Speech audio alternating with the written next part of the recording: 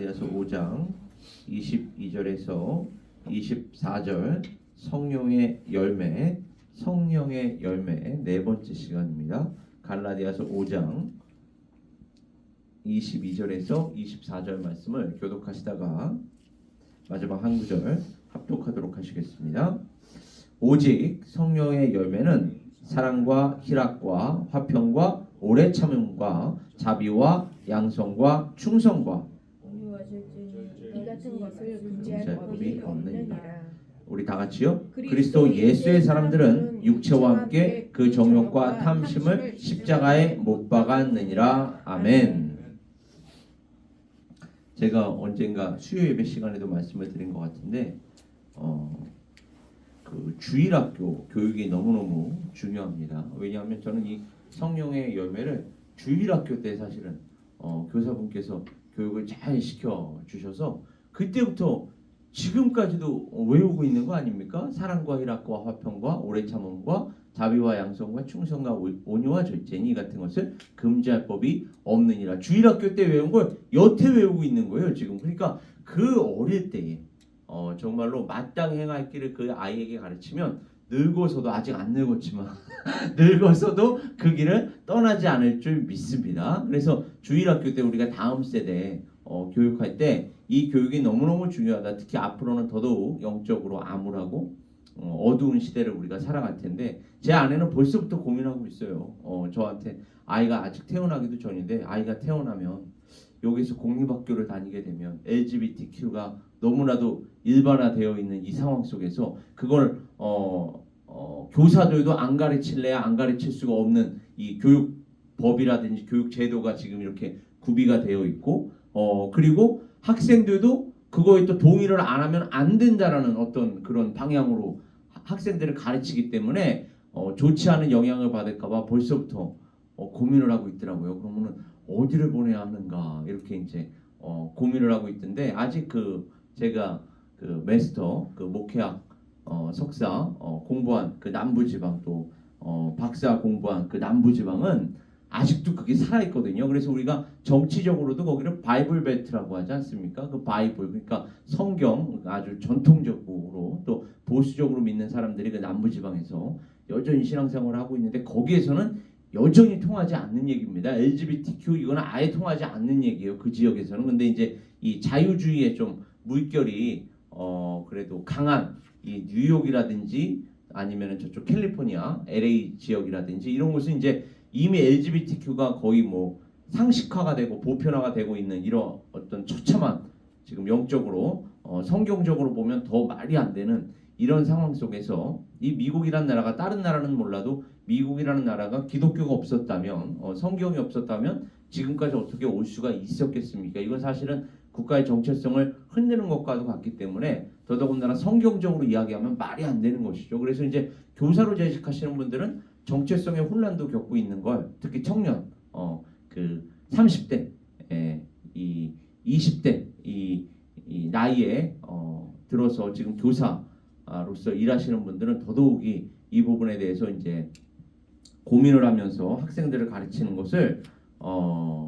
저와 이제 고민 상담을 한 적도 있습니다. 그래서 그 선생님들의 경우에는 이걸 어떻게 해야 합니까? 심지어 그 여학생들의 경우에도 자기 이름을 예를 들어서 그 남자 이름처럼 고쳐서 그렇게 부르라 그러고, 남학생들의 경우에는 여자 이름으로 고쳐서 부르라 그러고, 그렇게 안 하면 당신이 뭔데 나의 성 정체성을 함부로 재단하려고 하느냐, 이렇게. 우리 지금 이호록 집사님 너무나도 공감하실 수가 있는 그런 주제 같아요. 그래서 학생들 가르치다 보면은 이 인권이라는 이름 하에, 그런데 제가 늘 얘기합니다. 인권이라는 거는요, 인권을 지혜롭게 그리고 효과적으로 또 정말로 바르게 사용할 나이가 되었을 때의 인권 운운하는 것이, 인권을 남용하고 인권을 자기 마음대로 자기의 유익을 위해서만 이용하려고 하는 학생들한테 교육이 제대로 이루어지지 않은 상태에서, 인격이 제대로 가다듬어지지 않은 상태에서 그것부터 막 가르치니까 학생들이 그거를 책임은 지지 않으려고 하고 자기가 갖고 있는 권리만 주장하려고 하는, 지금 이게 수많은 영역에서 문제가 되고 있지 않습니까? 그러다 보니까 이러한 부분들을 우리가 주일학교 때부터 바르게 교육시켜서 인권 좋다 이거예요. 그러나 그 인권을 어떻게 사용하는 것이 바르게 사용하는 것이냐, 또 지혜롭게 사용하는 것이고 효과적으로 사용하는 것이냐를 어릴 때부터 가르쳐야 되는데, 이거를 가르치기 이전에 그냥 인권부터 가르쳐 버리니까 애들이 그거를 바르게 사용할 줄도 모르고 지혜롭게 사용할 줄도 모르는 상태에서 그것만 선생님 저 그렇게 얘기하면 저 인격적으로 학대하는 겁니다. 제 성 정체성을 존중하지 않는 겁니다. 이렇게 이제 대응을 해버리니까 참 가르치는 사람 입장에서 이거를 바르게 가르치기가 참 어려운 이런 지금 상황에 노출되어 있는 거 아닙니까? 그러다 보니까 이 교회의 역할이 더더욱 중요합니다. 앞으로 이 교회가 다음 세대들을 성경적으로 하나님의 말씀대로 어떻게 가르치는 것이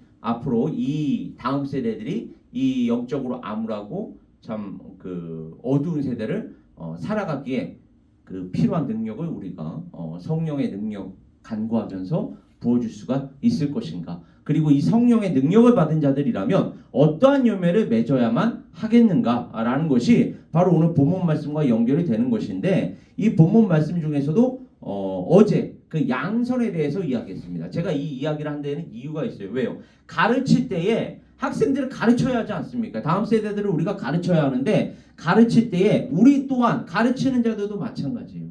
가르치는 컨텐츠 자체가 중요합니다. 그런데 컨텐츠를 가르치기 이전에 우리가 먼저 그들에게 인격적으로 본을 보여줄 수가 있어야 합니다. 말로, 행동으로, 인격으로 본보기를 보여주어야 그들이 오픈 마인드가 되어서 우리가 가르치는 컨텐츠도 받아들일 수 있는 거지, 우리의 말과 행동이 언행이 일치가 되지 않고 우리의 인격이 그들이 보기에 저건 아닌데 라는 식으로 전달이 된다면 그들이 어떻게 우리가 가르치는 그 컨텐츠에 또 주목을 할 수가 있겠습니까? 아예 컨텐츠 자체를 들여다보려고도 하지 않을 거예요. 왜요? 그 인격적으로 이미 상처를 받았기 때문에 오히려 거기에 반작용으로 법적으로 대응하려고 하고 인권 의논하면서 자신들이 갖고 있는 권리만을 주장하려 들 것입니다. 여기에서 필요한 게 바로 양선이라고 제가 말씀을 드렸습니다. 그러니까 인격적으로 먼저 감화감동을 시킨 다음에 가르치는 능력, 이게 바로 양선인데, 그 예수님께서 그 양선에 대하여 어제 제가 선한 사마리아인의 비유를 들어 설명해 드렸습니다. 또 다른 부분을 보면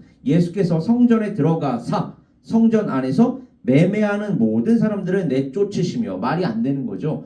만민의 기도하는 집으로 하나님께서 만드신 이 교회를 장사판으로 만들고 있으니까 예수님께서 돈 바꾸는 사람들의 상과 비둘기 파는 사람들의 의자를 둘러 엎으시고 그들에게 이르시되 기록된 바 내 집은 기도하는 집이라 일컬음을 받으리라 하였거늘 너희는 강도의 소굴을 만드는도다 하시니라. 맹인과 저는 자들이 성전에서 예수께 나오매 고쳐주시니 대제사장들과 서기관들이 예수께서 하시는 이상한 일과, 그들이 보기에는 이게 이상한 일이에요.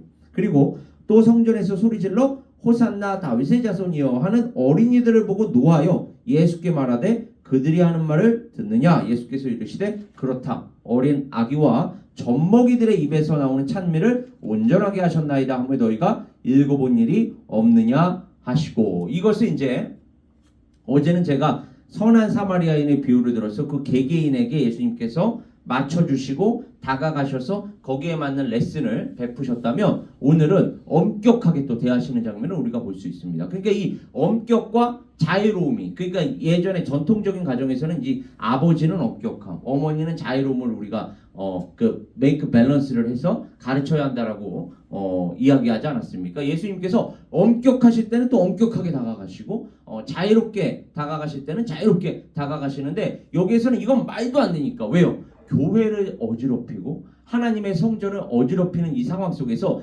자유롭게 다가간다면 그들이 말을 듣겠습니까? 그러니까 예수님께서 상을 엎으시고 이건 아니다. 너희가 교회가 이 세상에 지금 존재하는 이유를 알고나 있느냐? 교회가 왜 세워졌느냐? 하나님께 기도하기 위하여, 하나님께 온전히 예배드리기 위하여 세워졌는데 너희는 그것까지도 이용해서 너희들의 이익을 취하려고 하느냐? 이건 아니다 해서 예수님께서 둘러 엎으시고 또 거기에 함께 지지하는 그 예수를 지지하는, 특히 가난하고 약하고 또 어린아이들, 젖먹이들, 이런 입에서 나오는 찬미, 그리고 그것까지도 예수님께서는 뭐라고 말씀하십니까? 사실 이것이 구약 성경에서 예언되었던 바를 내가 지금 성취하고 있는 이러한 과정의 일환이야. 이것도 설명해 주십니다. 그러니까 이 모든 것들을 큰 그림으로 우리가 본다면 예수님께서 행하신 이 사역이 결국은 하나님의 뜻을 이루기 위한 것이었고, 하나님의 뜻을 이루려고 할 때에 어떤 경우에는 자애로움으로, 어떤 경우에는 엄격함으로 이렇게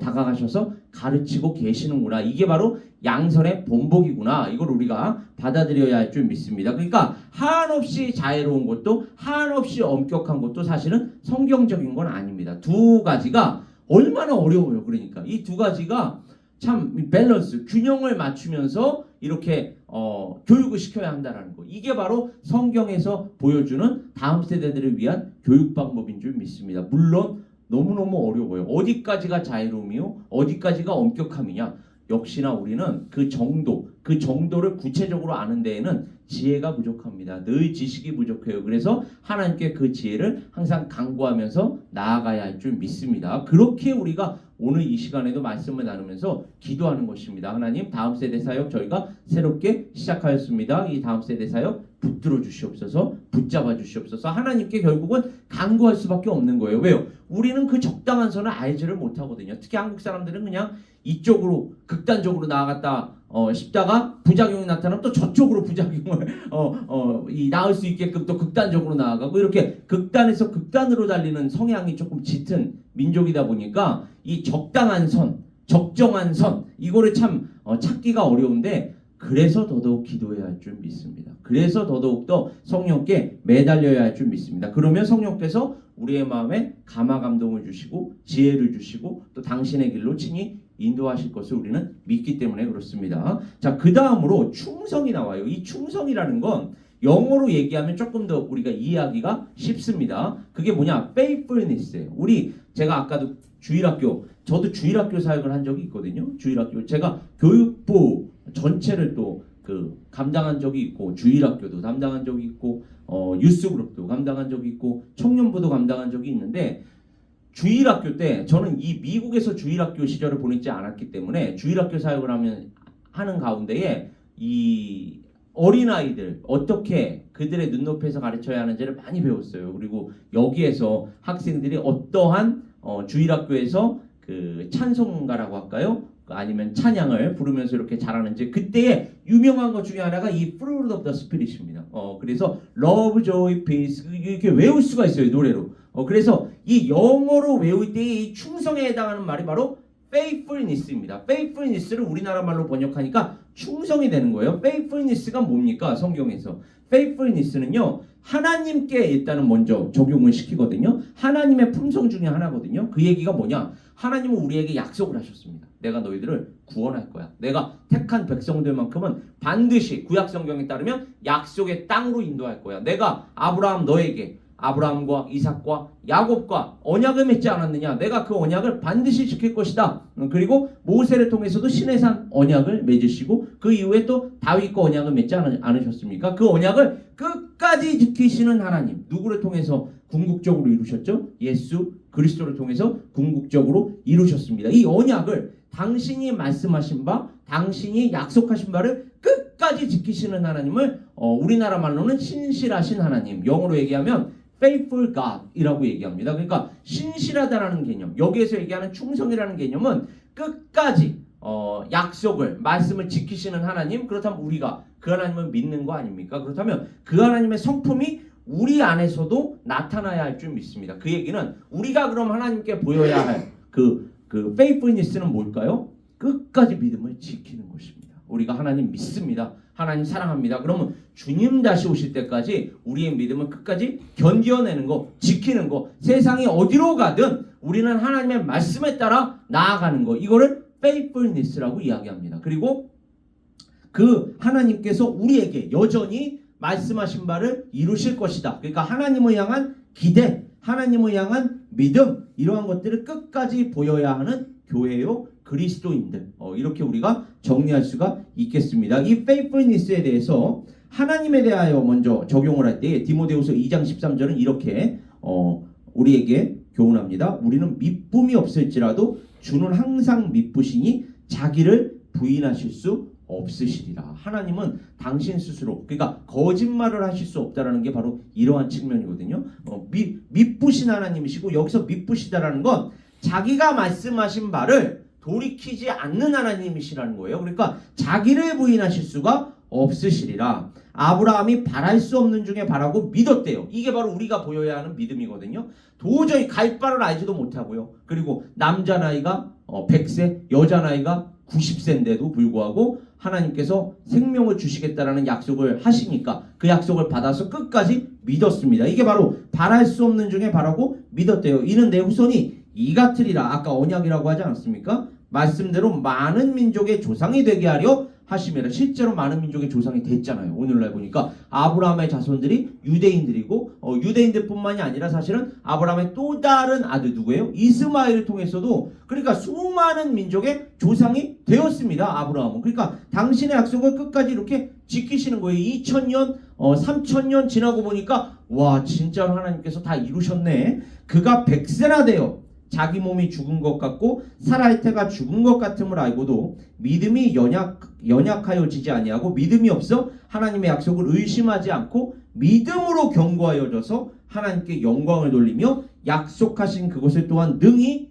이루실 줄을 확신하였으니, 믿음으로 사라 자신도 나이가 많아 단산하였으나, 여기서 단산했다라는 건 생리가 끊어졌다는 얘기입니다. 생리가 끊어졌는데 어떻게 아이를 잉태할 수가 있고 어떻게 아이를 출산할 수가 있겠습니까? 그럼에도 불구하고 잉태할 수 있는 힘을 얻었대요. 왜요? 이는 약속하신 이를 미쁘신 줄 알았습니다. 그러면서 예수님께서는 당신의 비유 속에서 이렇게도 얘기해요. 충성되고 지혜 있는 종이 되어. 이게 바로 우리 교회가 해야 할 일입니다. 우리 그리스도인들이 해야 되는 일이에요. 주님 다시 오실 때까지 충성되고 지혜 있는 종이 되어 끝까지 주인에게 그 집 사람들을 맡아 때를 따라 양식을 나누어 줄 자가 누구냐. 여기서 양식이란 무엇을 얘기할까요? 복음을 얘기합니다. 하나님의 말씀, 생명의 양식을 얘기합니다. 생명의 양식을 계속해서 공급을 해줘야 하는 이 사명을 갖고 있는 자들이 바로 우리 교회요, 또 그리스도인들인 줄 믿습니다. 끝까지 해야 하는 거예요. 그러면 끝까지 했을 때에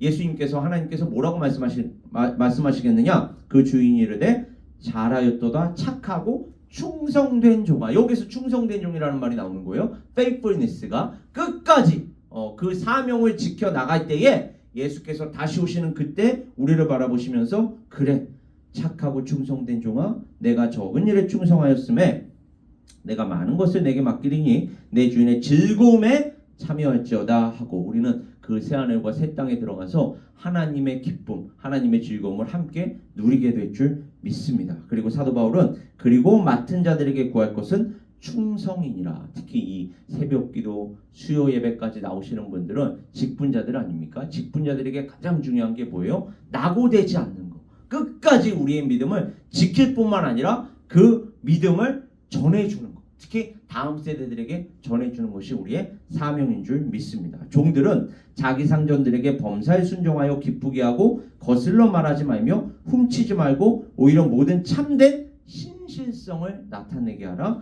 이는 범사에 우리 구주 하나님의 교훈을 빛나게 하려 함이라. 이렇게 그 신실함, 충성에 대해서 성령의 열매가 이야기하고 있습니다. 무엇인가가 당연한 자신의 권리나 주장이라 하더라도 이게 오늘날 특히 필요합니다. 우리가 법적으로 이게 나의 권리입니다, 이게 내가 주장할 수 있는 바입니다 라고 이야기할 수 있는 상황에 우리가 처할지 모릅니다. 그런데 여기서 이제 중요한 게 바로 온유거든요. 온유가 무엇이냐? 무엇인가가 당연해요. 내가 주장할 수 있는 권리입니다. 그렇다 할지라도 그것을 양보하고 내려놓을 줄 아는 한편, 이게 진정한 인권이라고 제가 얘기하는 거예요. 인권을 우리가 주장할 수 있는 상황임에도 불구하고 예수 그리스도를 생각한다면 예수 그리스도만큼 당신의 인권이 짓밟힌 분이 누가 있습니까? 여러분 한번 생각을 해보세요. 아무런 죄가 없는데도 불구하고 우리의 모든 죄를 짊어지고 십자가에 달려 돌아가셨어요. 그러나 정말로 그 도살장에 끌려가는 양과 같이 아무 말도 하지 않으셨습니다. 그런데 오늘날 우리는요, 조금만 억울한 일을 당해도, 조금만 힘든 일을 당해도 이건 인격을 비하했다, 내가 고소하겠다, 고발하겠다, 못해서 안달이에요. 이게 다른 사람들은 몰라도 우리 교회가 그리스도인들이 이런 것들 때문에 세상 법정까지 가가지고 싸움박질하면 되겠습니까? 지금 예수님께서 뭐라고 말씀하시는 거예요? 그걸 너희가 주장할 수 있어. 그러나 그것을 양보하고 내려놓을 줄 아는 것이 바로 온유다. 이렇게 얘기합니다. 이게 바로 성령의 열매인 것입니다. 마땅히 그러나 또 노여워할 때는 노여워할 줄 아는 거. 아까 예수 그리스도와 같이 상을 엎을 때는 엎을 줄 아는 거. 이게 나쁘다고만 볼 수는 없는 거예요. 아까도 제가 얘기했지만 자애로움과 엄격함이 밸런스를 맞춰야 하도 온유 또한 마찬가지입니다. 양보하고 내려놓을 줄도 알아야 하고 다른 한편으로 또 노여워할 때는 노여워할 줄도 아는. 근데 우리는 죄성 때문에 노여워할 때 어디까지 노여워해야 할 줄을 몰라요. 또 그렇다 보니까 이 부분에 대해서 특히 더 경계를 해야 하는데 예수님께서 역시나 이 부분에 대해서 보여주셨습니다. 아까 제가 말씀드렸듯이 나는 마음이 겸손하고 온유하니 이렇게 말씀하시죠. 그러니까 예수님께 가서 우리가 배워야 하는데 이 온유의 모범을 보여주셨기 때문에 예수 그리스도뿐만 아니라 이 온유의 대명사로 또 불릴 수 있는 사람이 누구죠? 모세입니다. 그렇죠? 모세가 정말 어린 혹은 이 젊은 시절에는 누군가가 자기에게 와서 공격을 하면 그거를 때려 죽이기까지 했습니다. 자기 마음에 들지 않으면 때려 죽이기까지 했어요. 그러나 하나님께로부터 광야에서 40년 훈련을 받고 이제 이스라엘 민족을 가나안 땅으로 약속의 땅으로 인도할 만한 그러한 이제 자질과 인격을 또 영적인 실력을 갖추었을 때 하나님께서 사용하시는데 그때 물론 모세가 잘못한 게 맞아요. 구스 여인을 취하지 않았습니까? 이방 여인을 취해서 누구로부터 고발을 받죠? 바로 자신의 형제였던 그 아론 또 자신의 누이였던 미리암으로부터 고발을 받을 때에 모세는 모세의 온유함이 지면에 있는 모든 사람보다 승하였더라. 이렇게 얘기하지 않습니까? 그러니까 거기에 따른 변명을 얼마든지 할 수 있었어요. 오늘날 보세요. 뭔가 잘못을 지적하면 그거 변명하기 바쁘잖아요. 그리고 서로가 그냥 맞고소하고 맞고발하고 네가 잘했네 내가 잘했네 아주 난장판이 되지 않습니까? 그러나 모세는 그 와중에도 잠잠히 모세의 온유함이 지면에 있는 모든 사람보다 승하여서 물론 이 또한 예수 그리스도의 그림자입니다. 고소고발을 당할 때 그래도 모세는 죄가 있는 상태에서 고소고발을 당했던 거고 예수 그리스도께서는 아무런 죄가 없는데도 불구하고 고소고발을 당하셨습니다. 그러니까 이런 경우에 있어서도 역시나 모세는 예수 그리스도의 그림자였다. 우리 또한 바로 이런 모세를 바라보면서 또 예수 그리스도를 바라보면서 이것이 성령 충만한 자들에게서 나타나는 열매구나. 우리 또한 우리 안에 성령이 계시다면 성령이 우리를 통하여 역사하시기를 원하신다면 우리 안에서 이러한 열매가 뿜어져 나와야 하는 것이구나. 이게 성경이 우리에게 가르치는 바구나를 우리는 분명히 알아야 하고 또 적용해야 할 줄 믿습니다. 고린도전서 6장 7절을 가보면 너희가 피차 고발함으로 제가 아까 고소고발 계속 얘기한 데는 이유가 있어요. 너희 가운데 이미 뚜렷한 허물이 있나니 그거 자체가 지금 너희 안에서 고소고발을 하고 있다는 것 자체가 누가 잘했고 누가 잘못했고 따지기 이전에 고소고발이 지금 이미 이루어지고 있다는 이 현상 자체만으로도 너희에게는 이미 뚜렷한 허물이 있다. 차라리 불의를 당하는 것이 낫지 아니하며 왜요? 예수께서 보여주셨잖아. 이 얘기입니다. 차라리 속는 것이 낫지 아니하냐. 너희는 재판할 때에 불의를 행하지 말며 가난한 자의 편을 들지 말며 세력 있는 자라고 두둔하지 말고 공의로 사람을 재판할지며 이건 레위기에 또 나와 있는 부분이고 디모데후서에 가보면 거역하는 자는 온유함으로 훈계할지니 아까도 제가 말씀드렸죠. 그래서 양성과도 맞닿아 있는 측면입니다. 혹 하나님이 그들에게 회개함을 주사 진리를 알게 하실까 하며 그리고 예수님께서 아까도 말씀드렸듯이 나는 마음이 온유하고 겸손하니 나의 멍에를 메고 내게 배우라. 그리하면 너희 마음이 쉼을 얻으리니 사실 우리는요 이 온유라는 품성만 성령의 열매로 맺힌다라고 하면 교회에서 싸움박질할 일이 없습니다.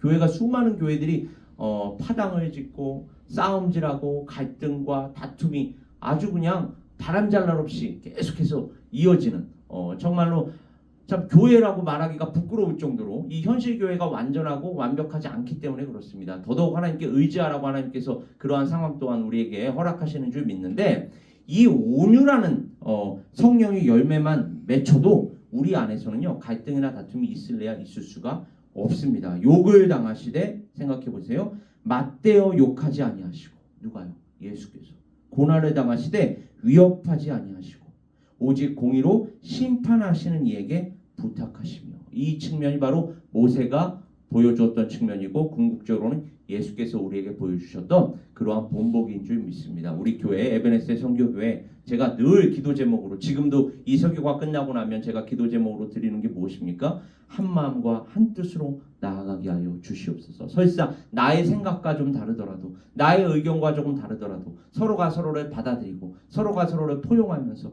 또 내가 조금 억울한 일을 당하더라도 정말로 이 예수 그리스도께서 보여주신 본보기를 따라 온유라는 성령의 열매를 맺으면서 하나가 된 공동체로 나아가게 하여 주시옵소서. 이게 사실은 가장 본질적이고도 가장 중요한 기도 제목인 줄 믿습니다. 우리 에베네스의 선교교회 올 한 해 마무리하면서 그리고 이제 리더십이 완전히 이제 바뀌어서 새롭게 나아가는 2025년도에는 더욱더 이러한 성령의 열매들이 맺혀져서 하나님께 영광 돌릴 수 있는 우리 각 사람 에베네스의 선교교회 될 수 있기를 주님의 이름으로 축원합니다. 우리 시간 함께 기도하겠습니다. 아버지 하나님,